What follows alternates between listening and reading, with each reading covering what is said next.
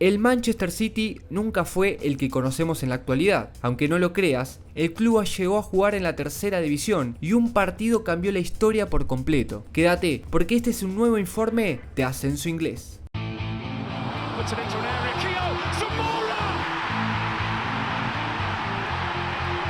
La historia del Manchester City se divide en dos, antes y después de los jeques con sus petrodólares. No siempre estuvieron en la Premier League, ni mucho menos ganando títulos en todas las temporadas. El final de la década de 1990 significó uno de los peores momentos de la historia del club, cuando llevaron a jugar por primera vez la tercera división del fútbol inglés. Para que tengan una dimensión, cuando el jeque árabe Al Nahyan compró al club en 2008 por casi 400 millones de dólares, Manchester City tenía solo 12 títulos en 128 años de historia. Desde ese momento hasta la actualidad, poco más de una década, triplicó la cantidad de trofeos, acumulando 42 en este momento. El descenso de la Premier League en el año 1996 significó cambios de directivos y directores técnicos. Fueron 4 managers en total en su temporada 1996-97 en la segunda división, ex Division 1, que hoy se llama Championship. Este combo claramente no podía terminar de otra manera que con un segundo descenso consecutivo por solo un punto en la tabla y por primera vez en su historia la llegada a la tercera división, la ex Division 2, hoy llamada League One. La situación institucional era caótica. Incertidumbre por cambios de propietarios, demasiados empleados para una división tan pequeña, crisis económica. El City se encontraba en un terreno sin explorar y con la presión de sus hinchas.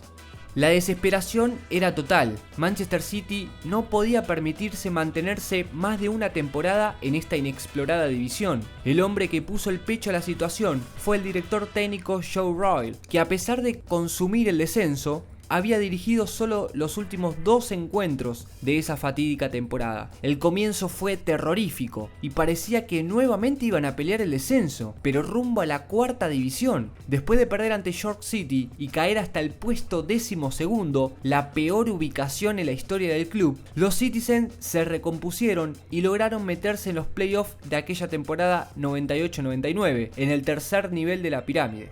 En los playoffs, derrotó al Wigan en semifinales para clasificar al partido crucial en Wembley, ante Gillingham, que nunca había podido lograr el ascenso a la segunda división en su poco más de 100 años de historia. Mientras tanto, ¿qué pasaba en la vereda de enfrente? Siempre se dice que el United le lleva una vida de distancia al City, y es que es tal cual como lo es. Para que se entienda, mientras Manchester City peleaba por volver a la segunda división en 1999, el Manchester United se coronaba campeón de Europa ante Bayern Múnich y posteriormente ganó la Premier League junto con la FA Cup para ser el primer club inglés en lograr el triplete. En Manchester siempre mandaron los Diablos Rojos, pero en la actualidad la brecha parece ir achicándose cada año más, aunque el peso de la historia tiene un valor agregado, ¿no? Quiero leer sus opiniones en los comentarios. ¿Cómo termina esta historia? Antes de continuar, si te gusta el contenido que ves en el canal, te pido que te suscribas, que es totalmente gratuito y nos das una mano enorme para seguir creciendo. El partido decisivo estuvo cargado de tensión, con más de 700.000 personas presentes, y el desenlace parecía que estaba en el tiempo extra, pero Gillingham tomó una ventaja de 2 goles en los últimos 10 minutos del encuentro. El City logró el descuento en el minuto 90, pero muchos de sus hinchas ya abandonaban el mítico Wembley, porque la remontada parecía imposible. Los Citizens volvían a imaginar los viajes a estadios diminutos como el de York, el de Lincoln, y tener el clásico con el Macclesfield, mientras que el United desfilaba como el mejor equipo del mundo. Tiempos oscuros para ser hincha del City, ¿no? Cuando todo indicaba que el humilde equipo del condado de Kent lograba su primer ascenso a la segunda división en 106 años de historia, en el 5º minuto de adición apareció Paul de Cobb para poner el 2-2 y llevar la final a la prórroga. Creo que es uno de los goles más gritados de la historia del City. La agonía siempre estuvo presente en la historia, como lo hizo Agüero en aquel partido ante Queens Park Rangers, o en este caso para darle una vida más en una final por el ascenso. Tras un tiempo extra lleno de adrenalina, el resultado se mantuvo 2-2 y la final se definió en los penales. Ahí apareció el segundo héroe para el Manchester City, llamado Nicky Weber, quien detuvo 2 tiros del Gillingham desde los 12 pasos para darle el ascenso tan ansiado al equipo de la ciudad. Créanme Realmente yo pienso que los festejos de la primera Champions League en el último año se quedaron cortos con lo que se festejó este ascenso. Obviamente era otra época y hoy Manchester City ha atraído muchos nuevos hinchas que quizás se acostumbraron a ver ganar el equipo y no se festeja con la misma intensidad que cuando pasás por muchísimos años esperando una alegría y poder salir del pozo.